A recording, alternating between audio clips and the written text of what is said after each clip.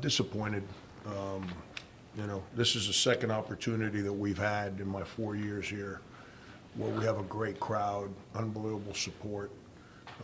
The first time was the St. Bonaventure game my second year. And we, a lot like today's game, we fought and fought, just couldn't win. And obviously same situation today. Very disappointed and proud of our effort, but just disappointed in how some of our older guys played today. We didn't get very good performances from our old guys, and it started right from the jump ball. That's why they're good. Suter from the jump ball controlled the game, and our older guys. It's not like they didn't care and didn't try; they just didn't play well. So disappointed that we have a chance to take a big step forward as a program, not just because they're ranked and all that. It's a lot of people have worked really hard to help us build a fan base, and we get an opportunity to reward those fans for coming out to support us, and we can't figure out a way to close out that game. Managing Betty Old down the stretch, trying to keep him out of foul trouble, he ends up fouling out. What are your thoughts on how that played out? His third foul, he can't commit that foul in this every game. It's like, he's an adult. It's not like I'm coaching a college freshman. Like Danny picked up fouls, never stopped guarding. You didn't see him commit any stupid fouls. But Leo does it every game. And, and then his fourth foul, Izzy just gambles. It goes for a steal. And I can't stand people go for steals. They just, that's a selfish play. Now Leo's got to go protect the rim and picks up his fourth foul. But, as soon as he picked up his third, if I had to do it over again, I would have left him in the game, and just taken a chance there. But I think it was right around the 8-minute media timeout, right in that time frame. And I probably should have left him in. Coach, on a night where you're playing against effectively the best offense in the country right now, and Jenge just doesn't have it on defense, how hard is it to string stops together? He wasn't alone, man. He wasn't alone. Danny was our best defender. Of all our guards, he's the perimeter guys. He's the only one that defended with any kind of toughness and discipline today.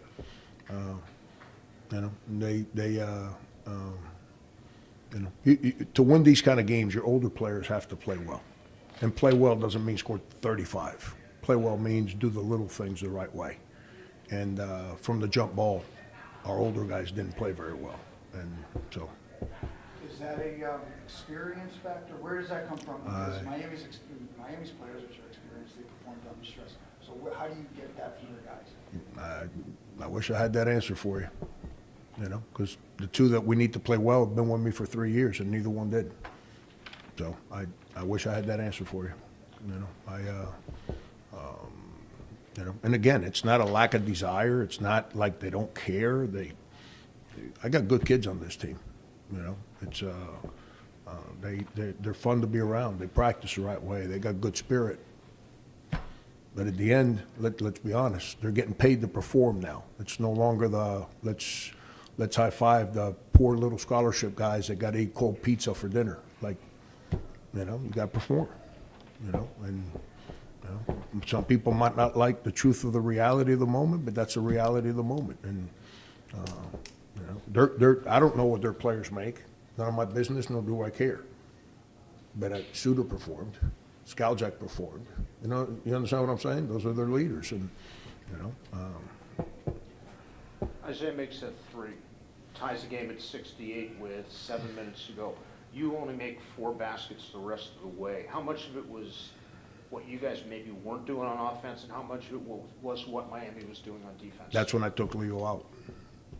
So I can recite to you the next 4 possessions if you like. So Luka is defending their center who does not shoot the basketball. And he goes up there and crowds them flat-footed. So their center, when he does drive, he goes right. Drives them, hip checks them, foul. Next play, Luka comes down and he's defending number 11 now. Number 11 does not drive the ball. All he does is shoot threes. Luka's 5 feet off and gives him a three. Then on the third possession comes down, Luka gets caught on a cross screen, gets posted up, and three-point play. That's the next three possessions from 68-68. They're a good team. And they got players that make winning plays. You can't, at that moment of the game, you cannot be that vulnerable on those kind of plays. Those are 3 bad consecutive plays. Then we just, from that point on, we're playing uphill, and they're not easy to play uphill against, especially late in the game. The game starts getting shorter, so the shot clock, the amount of time you use on offense starts becoming more of an issue. You got to shoot a little quicker than you want, but it's we got to figure out a way it's again, we're right there. We can't close out the game. We got to figure that one out. Coach, Lassett's shooting performance today, does it make it a little bit more difficult to decide your rotation in the last stretch of the season?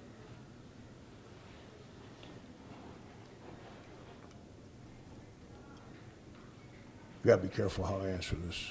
I'm not in a very good mood today. I got some personal stuff going on too, so my emotions are a little bit on the wrong side of the pillow here. I coach him every day. I know he can shoot. If I thought that I can play him more, I would play him more. But it's he's a great dude. I wish I can coach him for another year. If we can coach him for another year, then we can help him with some of the things he's got to be better at. But but Coach. it's his opportunity came because Jaden played so bad.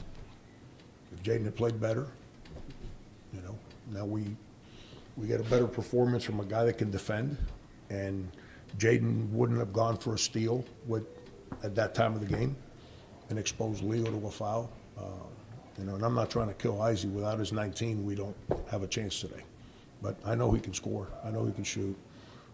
He was really bad in practice heading into the game, who we just played last. And he knew it. I didn't have to say anything to him. He came back and had 2 really good practices, so I'm not surprised his ball went in today. Coach, Over to you.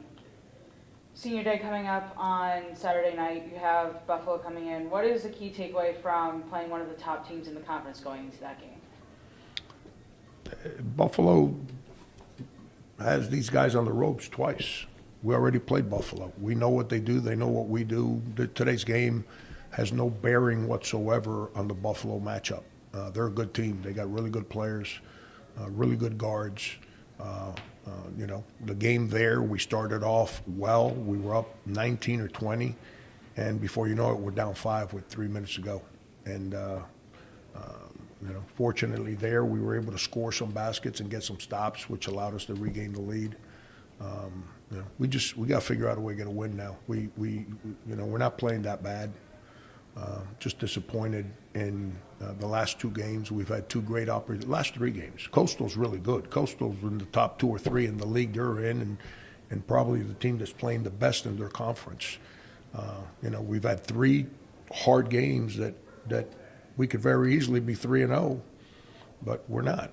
We're 0-3, and this is not the time of year you want to be in these losing streaks. You got to figure out a way to get right and just play well against Buffalo, and we're going to have the celebration of the Final Four team here, the 30-year, and they're all coming back, and all those guys played in the cage and had high school medal lockers, and now these guys that are here live the life that they created for them to be able to live in there, and so we have to we got to figure out a way to just.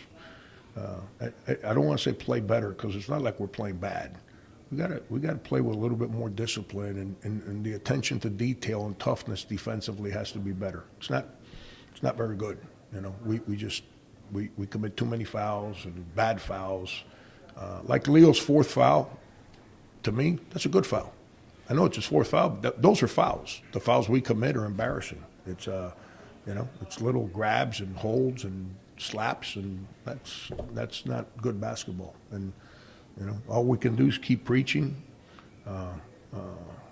keep showing film, keep trying to help them to see if we can improve in that department so we don't get outshot 33-16 every time we play from the foul line.